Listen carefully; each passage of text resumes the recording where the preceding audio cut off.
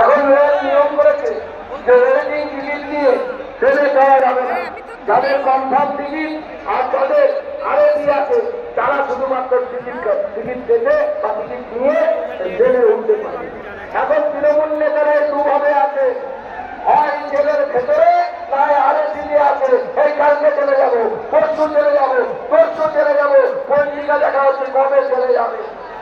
কালকে দেখলাম অরবিন্দ কেজরিওয়াল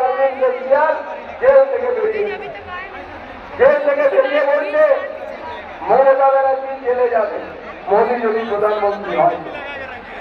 এটা শুনে বাংলাদেশের খুব খুশি, খুব আনন্দ হচ্ছে। আমাকে সাংবাদিকরা জিজ্ঞেস করছে, আরে দাদা অরবিন্দ কেজরিওয়াল বলছে মোদী যদি প্রধানমন্ত্রী হয় তাহলে তো মমতা ব্যানার্জি জেলে যাবে। আমি বললাম দেখো, অরবিন্দ কেজরিওয়াল আইআইটি থেকে ইঞ্জিনিয়ারিং পাস করেছে আমি জানতাম, তবে জেলের এই কয় মাস জেলে বসে জ্যোতিষবিদ্যাটা ভালোই চর্চা করেছে। উনি ভবিষ্যৎ দেখতে পাচ্ছেন সত্যিই পশ্চিমবঙ্গের মুখ্যমন্ত্রী জেলে যাবে, জেলের ভেতরে যাবে, সেই দিন আসছে, সেই সময়। কেন? তার কারণ আপনারা দেখলেন প্রায় 26,000 চাকরি স্কুল সার্ভিস কমিশনের চাকরি, সেই চাকরি নিয়ে মামলা হলো।